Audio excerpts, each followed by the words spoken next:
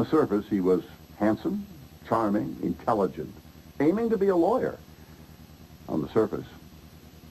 But inside the man, there was a desire, even a compulsion, to murder people, to murder women. And so today, Ted Bundy is remembered not for going through college with honors and preparing for law school, but as a homicidal maniac who admitted to killing dozens of women across the country. Tonight, biography takes a journey into the mind of a killer, serial murderer Ted Bundy. It is further ordered that on such scheduled date that you be put to death by a current of electricity sufficient to cause your immediate death, and such current of electricity shall continue to pass through your body until you are dead. Theodore Robert Bundy considered himself to be a predator. He preyed on young women. He murdered at least 30 of them. He told me, he said, I decided to take the shortcut to be powerful and well-known and to make my mark on the world. He thought of himself as a master criminal. He studied police procedures and delighted in the plans he made to elude detection. Bundy had a morality of murder about it. He felt that it was okay to kill. Clinically speaking, he's a sexual sadist, serial murderer. The interesting question is, how could he be so many different things to so many different people and be pretty convincing at it? On January 24th, 1989, 9 years after he had been sentenced to die, Bundy was strapped to the electric chair at Florida State Prison. At 16 minutes past 7 in the morning, 2,000 volts passed through his body from a metal cap that had been placed on his head to an electrode secured to his leg. Theodore Bundy was executed at 7:16 a.m. in the electric chair at Florida State Prison. The official cause of Bundy's death is homicide, punishment in kind for the brutal rape and murder of Kimberly Leach, a 12-year-old schoolgirl. She had been the last of his many murders. The crowd cheered when Bundy's hearse rolled past. The man whose criminal career gave birth to the term serial killer was finally dead.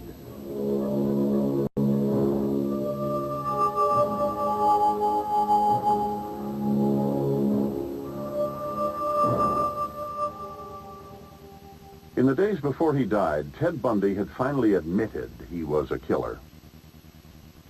Even as he was led to the electric chair, he carried with him the secrets of dozens, something perhaps more than 200 murders. For the record, you are guilty of killing many women and girls. Yes, sir. Yes, that's true. The magnitude of his acts, I just don't know. And were he still alive, probably still would know. I mean, that's the manipulator that he was. I mean, he would string it along forever. The funny thing happened to me on the way to labor law class one morning. I got 2 weeks in the spa on the 3rd floor up here. Bundy seemed an unlikely killer. His image was that of an all-American boy. He had been a law student and a rising star in Washington State's Republican Party. I think things are going to work out. That's about all I can say. He was a fun person to talk to. He was interesting. He was charming. He was intellectual. He could be very sociable and very down-to-earth in how he related to you. He was also a man who had told police, "I'm the most cold-blooded son of a bitch you'll ever meet." Never, not until a desperate, doomed attempt to save his own life, did he express any remorse. I don't want to die. I'm not going to kid you. I'll kid you not. I deserve certainly the most extreme punishment society has, and I think society deserves to be protected from me and from others like me. That's for sure. Over the previous 3 days, Bundy had confessed to 30 murders. Many of his victims had never been found.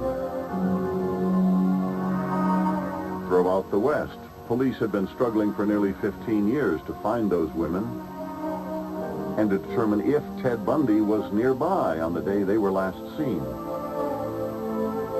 As they had searched for clues, they had also tried to unlock the secret of the evil that possessed him. Their unlikely partner in that quest was Ted Bundy himself. He's the one that told me that he was the only PhD in serial murder there is. And he had read every single piece of literature ever written about killers, about serial killing. So he was the most knowledgeable. His victims were not women in the sense that we think of them. They were victims. They were objects. They were the objects upon which he took out in a unique fashion the inner turmoil that he felt. Speaking in the third person, Bundy speculated in interviews about the motives and techniques of serial killing. I think it'd be foolish to say that this individual felt no guilt or remorse at all for the actual harm he had done. It was, you know, the extinguishment of a life. But it wasn't that kind of guilt and remorse was, you know, so minimal that it did not affect him, you know, in the long term. Ted Bundy can be a wake-up call to the fact that these people exist and they exist among us. And that it is not my belief that he went totally undetected. And that there were things very early on that appear to be significantly wrong in his normal development. He was born Theodore Cowell on November 17, 1946. His mother, Louise, was 22. Ted would never know the identity of his father. He was born in a home for unwed mothers, and he was left there for 3 months by his mother, and then she returned and picked him up and brought him back to spend the next 3 or 4 years with his grandparents. His grandfather, Sam, had a violent temper. One of the stories about him was that he was able to pick up a cat and swing it by its tail and fling it against a wall. And witnessing that as a child would be significant in later behavior. In 1951, Louise's uncle brought her and her young son to Washington State. She soon met and married a man from her Methodist church, Johnny Bundy, a hospital cook. Together, he and Louise would have 4 more children. Ted came to believe that Johnny was his father. They called him Theodore Bundy. He grew up in Tacoma, a port and working town at the foot of Washington's Puget Sound. He attended public schools and was known as an intelligent, if somewhat awkward boy. I first met Ted Bundy in junior high school. He stood out as far as his intelligence. You know, he'd help me study on difficult subjects. I don't remember him as being an extremely social type of person. I think if he had friends, he had a few select friends. When he hit high school, from age 14, 15, and 16, he stopped developing emotionally. He hit a brick wall, is one way Ted put it. And so as he progressed socially and intellectually fine up until that age, he then watched everybody else moving beyond him. At some age around puberty, Ted found out that, in fact, Johnny was not his father, that his father was unknown. Well, at that point, you're, as a male, are forming a lot of your identity, especially your sexual identity. That may have been the clincher for the antisocial behavior. Bundy and his family always contended that Ted was a normal child. Well, Ted, from my experience of his family, came from a very secretive family. And in his words, he came from a healthy Christian family. And what that says to me is that Ted very possibly was sacrificed to this appearance, in that as long as he looked good, then he was accepted in the family.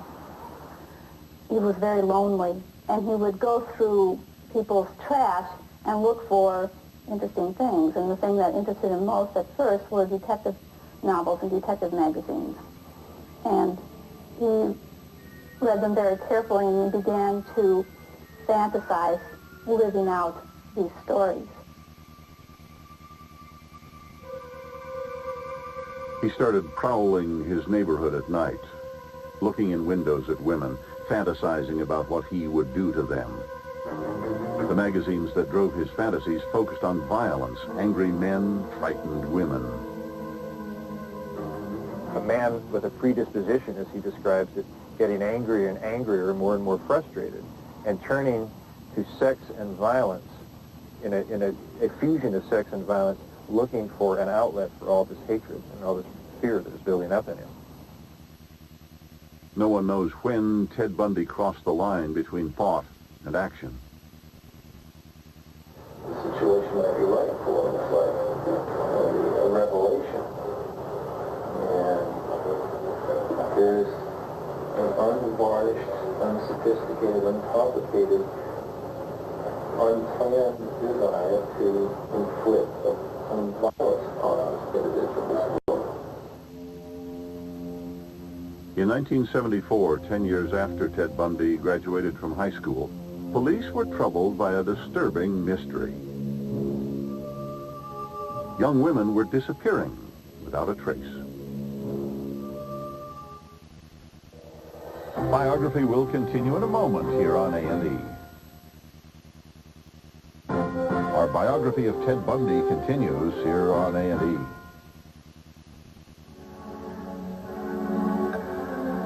On the last day of January 1974, Linda Healy vanished from her bed in a house she shared with 4 other students in Seattle's University District. Police found blood on her sheets and nightgown, but no other hint of what had happened to her. 6 weeks later, Donna Manson disappeared as she walked across the campus of Evergreen State College near Olympia, Washington. She had told friends she was going to a concert, but she never arrived.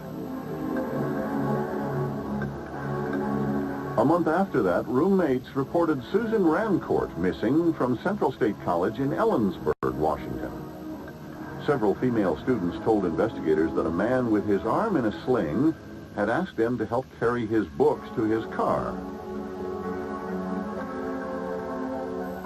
The mysterious disappearance of these girls, the obvious concern about whatever happened to them, was really very dramatic news. And it was a vexing mystery. 3 weeks later, Kathy Parks disappeared from Oregon State University in Corvallis, more than 250 miles south of Seattle. Girl leaves her dormitory to cross the campus to go to the library and never arrives and is simply gone. On June 12th, Georgianne Hawkins was walking the 100 yards between her boyfriend's fraternity and the Kappa Alpha Theta house. She never reaches her sorority.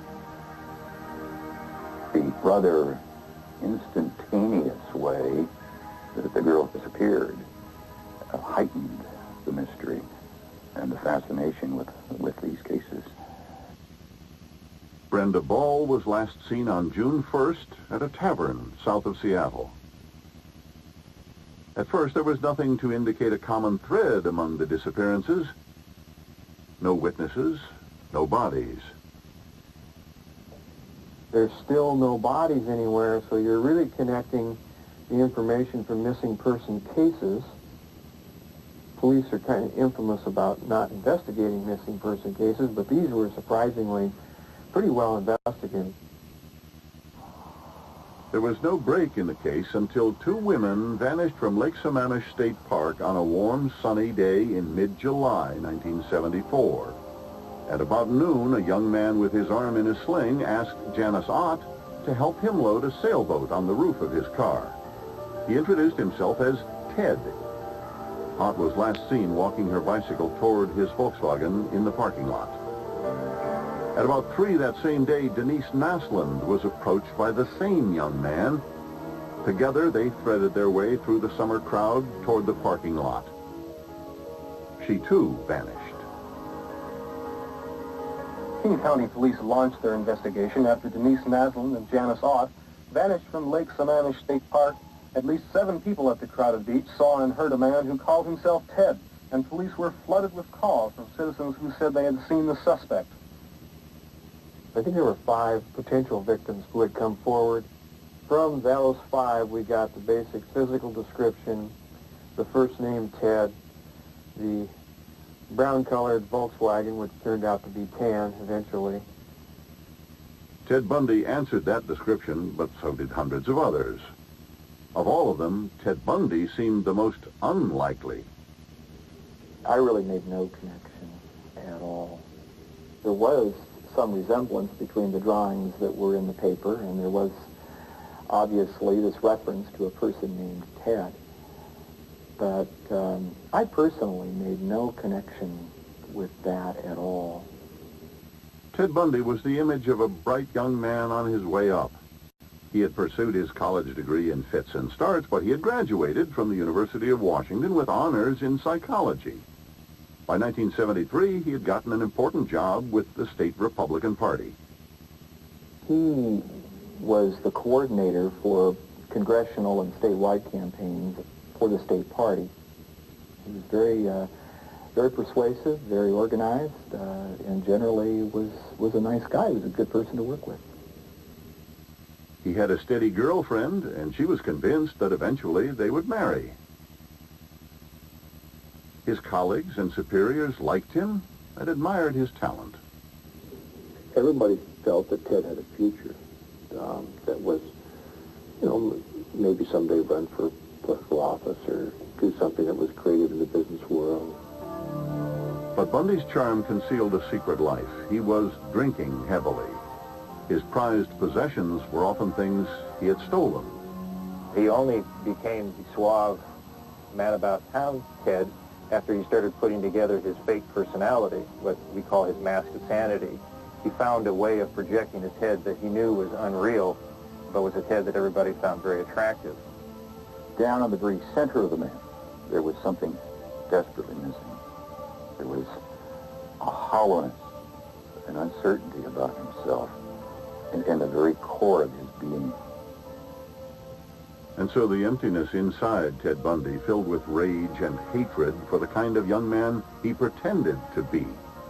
Men to whom success and women came naturally. Let's say this kind of individual responsible for this George Ann Hawkins. Now we know that George Ann was last seen, and we've seen any number of reports, and she stopped off the fraternity house to see her boyfriend and was waving, shouting at them that she was last seen. And for the sake of argument, this person may well have thought that by depriving those individuals of something they desired and sought after in that fashion, that he was, in fact, obtaining some kind of revenge. He would feel that he heard a voice. Now again, he would never admit that he heard voices because he knew that was insane. But he would describe someone as another Ted, that this other Ted would start talking to him in this growling voice and point out women as they walk by and said, that woman thinks you could never have her, look at her walking by, what is she thinking about you? And work him up into this hatred, where then he would start his procedure of stalking and usually drinking and waiting for an appropriate victim. Ever since this happened, I have been convinced that there can be 2 people in one body.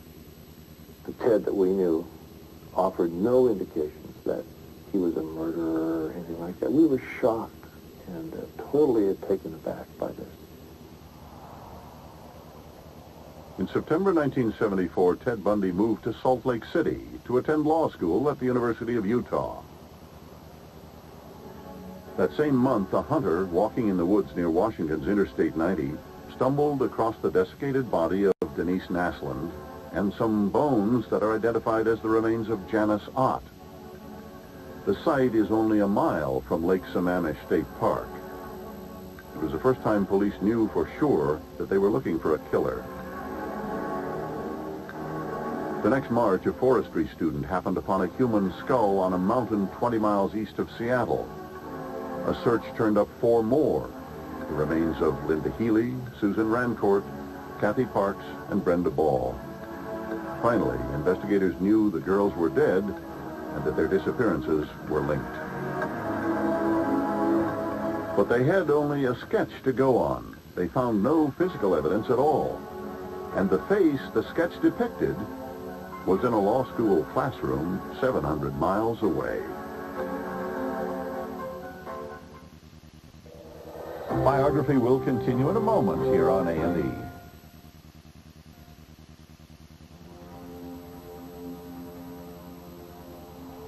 Serial murder, contrary to what many people think, is one of the easiest crimes to commit and to get away with. The reason for it is that you're dealing, in Ted's case certainly, with strangers.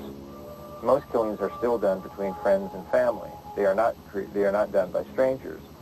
So if you are even medium good at it, and Ted was quite good at it, you can get away with serial killing for a great long while without any problem with detection.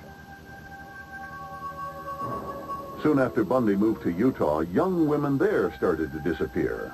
Nancy Wilcox, 16, from Salt Lake. Melissa Smith, 17, from Midvale. Laura Amy, 17, from Orem. Debbie Kent, 17, from Bountiful. It was at times bizarre to sit there with Ted when he would start discussing one of these killings. I keep trying to interject, well, but what would a human with a conscience do here? And it's an inappropriate question because it's Ted the shark talking, and what sharks care about their victims except to eat them. He could indulge himself in his real-life fantasy and may have even been experimenting, having sexual relations with her. See, tied her up and put her away where he couldn't see her until that time when that malignant portion of his personality was revived, and maybe the man looked upon it in his own mind as a controlled experiment in a way, prolonging this kind of contact to see if that would bring about the kind of a satisfaction of fulfillment that he craved. He'd get him to his car, pull out the tire iron, crash him in the head, put the handcuffs on him, put him in the car, get him subdued, totally under his control. Then he would later on get him out to an area where he could further strike him in the head with the tire iron, strangle him, and then after that, he's in, he doesn't describe what he did, but he's doing something with those people after death.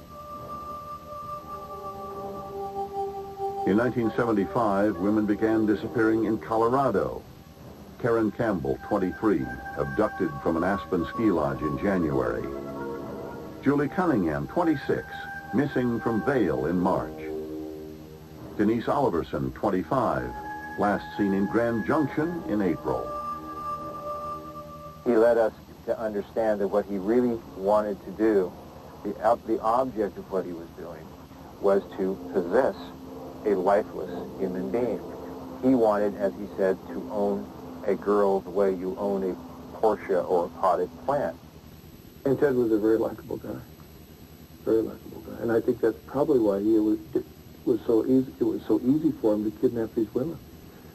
Because he was attractive, he was a nice guy, very friendly, good gift of gab, and I'm sure that he talked many of those girls right into the car.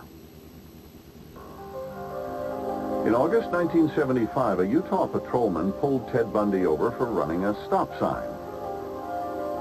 When he found handcuffs, a crowbar, a nylon mask, and an ice pick in the car, he thought Bundy might be a burglar and arrested him. In Salt Lake City, investigators were working on a kidnapping case. 19-year-old Carol DeRanch had been lured into a Volkswagen at a mall by a man posing as a policeman. Her kidnapper had tried to club her with a tire iron and handcuff her. DeRonch escaped. Utah police began to suspect that they were dealing not with a thief, but with a killer. Although Bundy tried to change his appearance, Carol DeRonch picked him out of a lineup. But I remember being in the newsroom of the Seattle Times that day that an AP story came across. It said a young man from Seattle named Theodore Bundy had been arrested and charged with attempted abduction of a young lady in Utah. And suddenly, everything exploded in terms of speculation. Robin, what's the latest on the story? Well, Steve, at the moment, there is no known connection between Ted Bundy and the women found murdered in Washington. But police are bearing down again in their investigation into the Ted murder cases in Washington State. Surprised? I don't know. I didn't know what to expect. I've never been in jail before. Never been arrested before. Bundy posted bail and was released.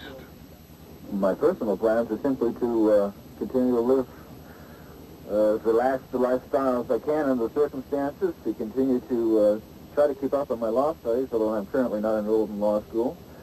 I'm going to do my best to keep in touch with friends and family who've been so kind and been so good in writing and praying for me, and all those people who contributed so much money in my behalf.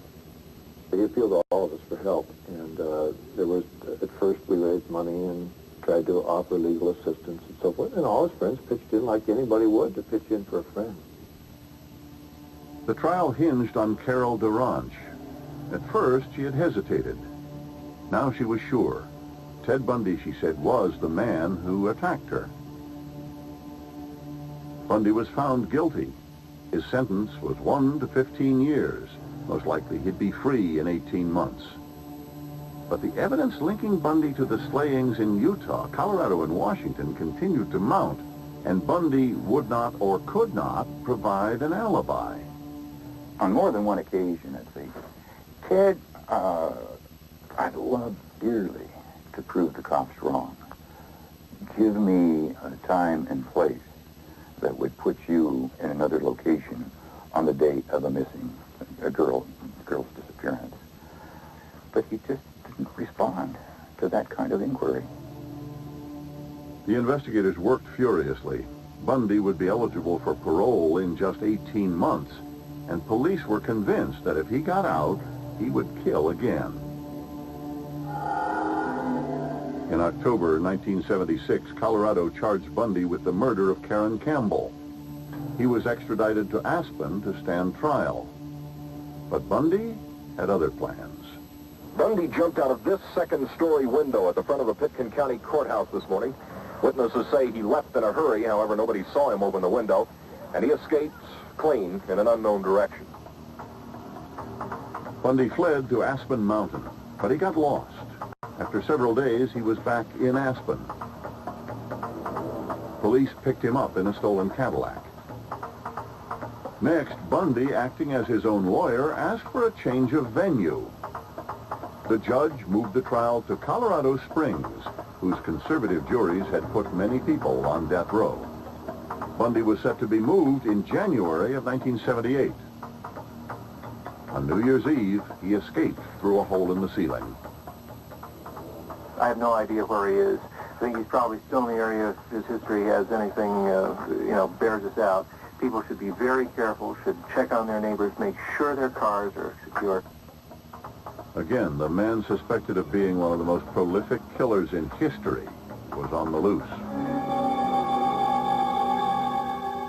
His escape from prison on New Year's Eve 1977, he would elude police one last time. And before he was caught thousands of miles away in Florida, he would kill at least 3 more times.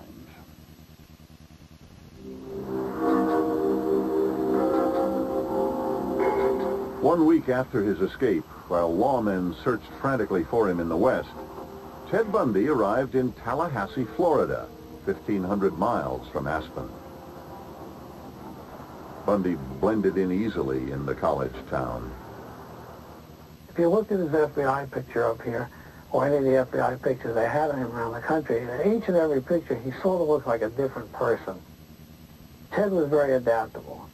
Whatever it had to be, Ted was it, and he was good at that. Bundy had come to believe that he had conquered his urge to kill.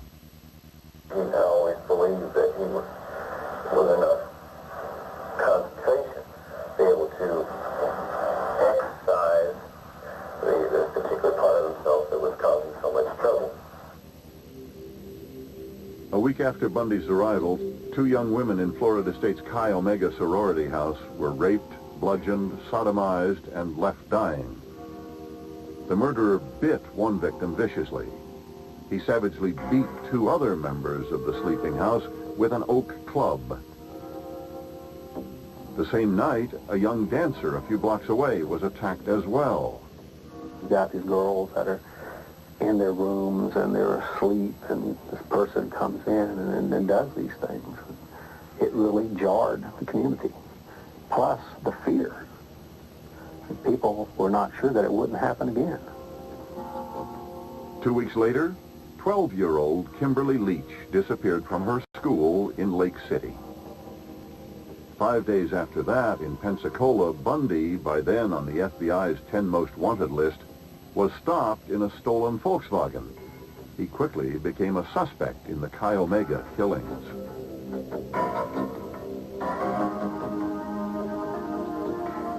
Police found Kim Leach's body under an abandoned hog shed near the Suwannee River.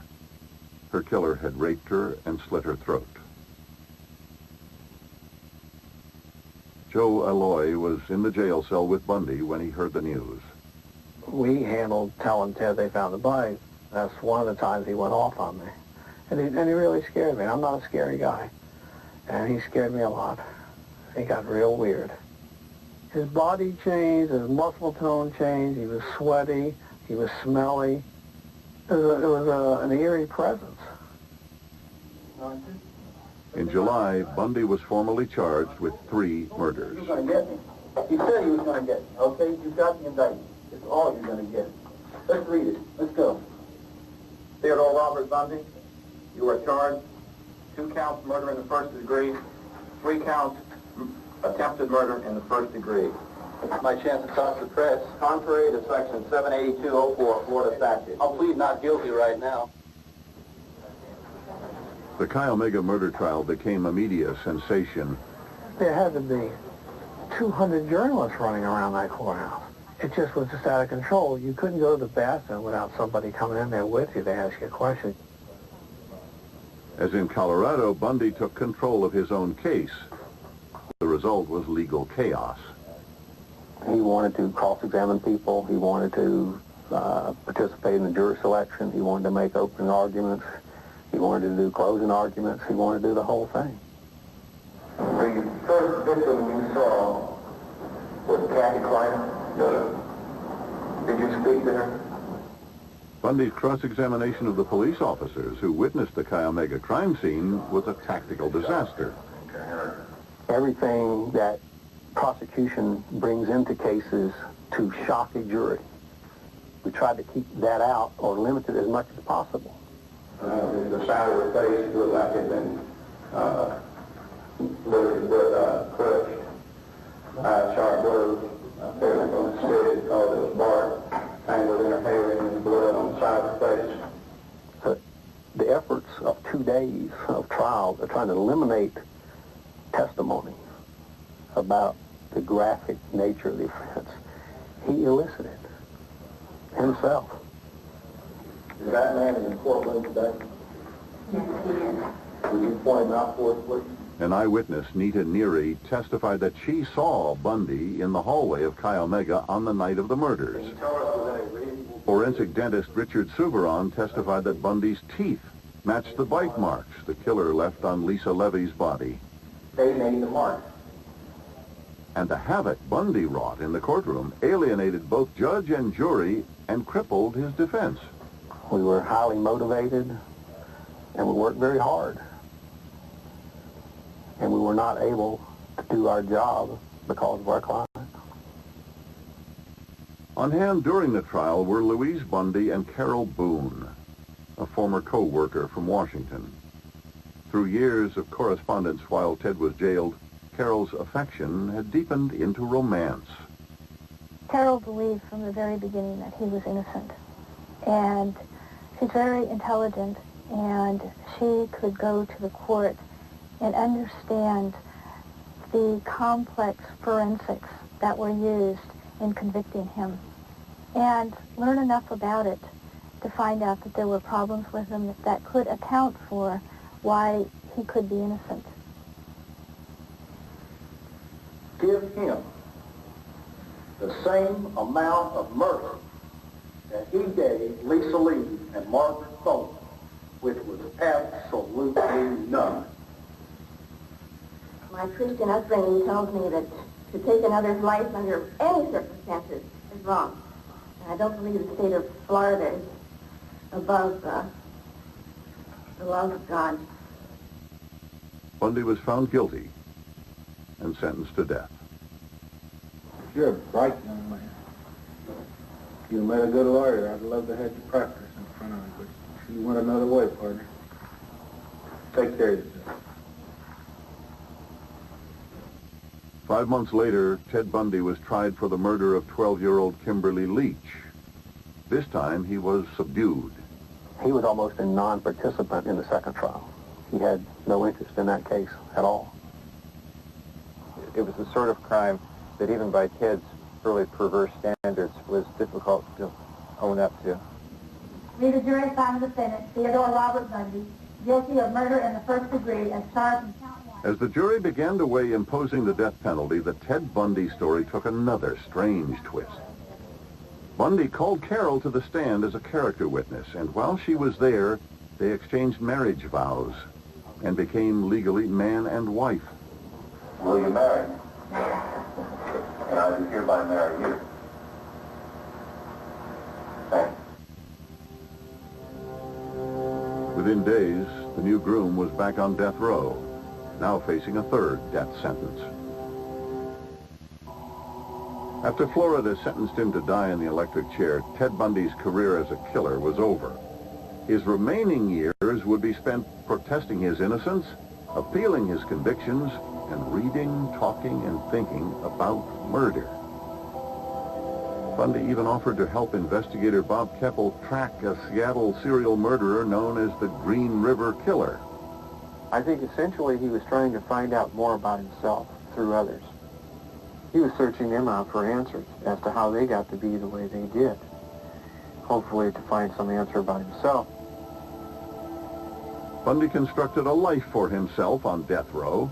In 1982, Carol Boone Bundy bore his child. Bundy's wife and daughter visited him weekly. He corresponded frequently with those on the outside. Public pressure to execute Ted Bundy remained high. Lawyer Polly Nelson based some of Bundy's appeals on the issue of whether he had been mentally competent during his trials. The only defense Ted ever had was a form of insanity defense. People ask me if Ted was insane, and I always find that such a strange question because the definition of insanity doesn't include killing 35 strangers for no apparent reason. I don't know what is. Obviously, he was insane. But Ted was very prideful and was not about to admit that he was out of control. Bundy refused to cooperate with the insanity defense. When it seemed as though all of his appeals were lost, Bundy revealed his strategy for delaying his execution. Ted started talking about confessing his crimes in exchange for a certain amount of years to live from the governor. So I went down to see Ted, and I told him that if he was even thinking of confessing to anyone else, he was going to have to confess to me first. He started telling me about where he was driving around in Idaho and came across a hitchhiker. He took her into the woods. He strangled her. It was like he was in a trance. Every tiny detail of that experience was important to him, and for the first time I realized that those very arms in front of me had done this act. In January 1989, the governor signed Bundy's death warrant. This time, it seemed there would be no more appeals. Bundy asked to see investigators from 6 states, including Washington's Bob Keppel. He wasn't going to talk about anybody that had been found. He wanted to talk just about missing girls, with the idea that the police and the families of the missing girls would intervene on his behalf to convince the governor of Florida not to execute him. For the first time, Bundy admitted he was a killer. His first confession was to the murder of George Ann Hawkins. I was moving up the alley, using some crutches, and a young woman walked down, asked her to help me, which she did. We walked back up the alley. Went to the room, reached the car. What happened was I knocked her unconscious with the crowbar, and handcuffed her and put her in the passenger side of the car and drove away.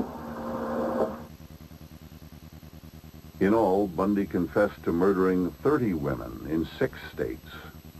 Many, like Nancy Wilcox, had simply vanished.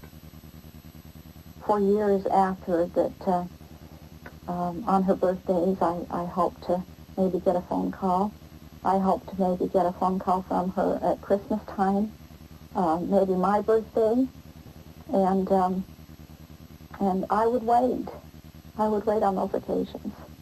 And when they didn't ever come, I had to resolve it. I can't believe that this has happened to our family. Nancy Wilcox was never found. Neither were many of Bundy's other victims.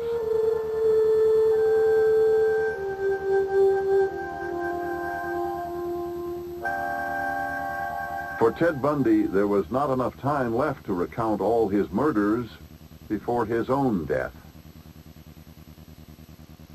I'm not asking for clemency. I'm not asking to get off. I'm not asking for sympathy. But I draw the line. We need a period of time, systematically going over it with everybody. They're going to get me sooner or later. You don't need to worry about that. But you've been after this for 15 years. A couple months is not going to make any difference. That's what I have to say.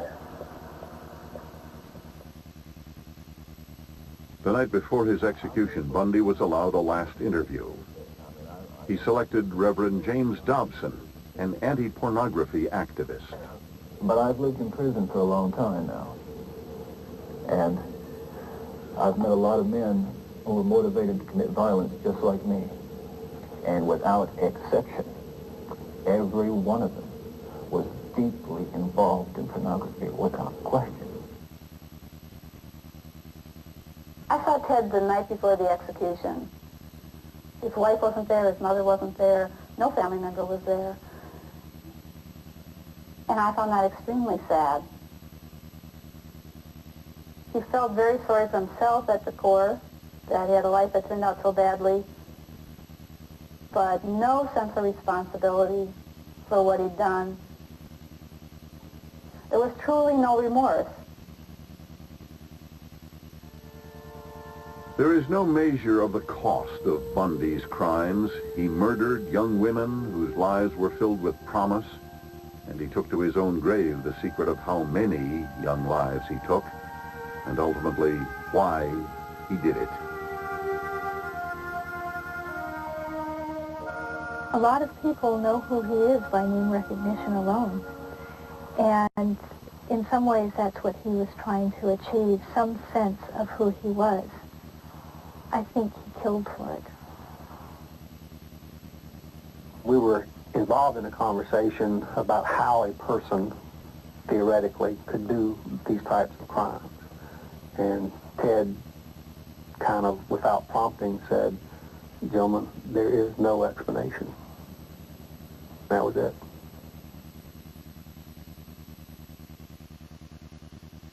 The There are still investigations in many unsolved murder cases across those states that Ted Bundy left a trail of victims. He confessed to killing at least 30 women, but authorities believe the real number could be closer to 100. Now that he's dead, we'll never know.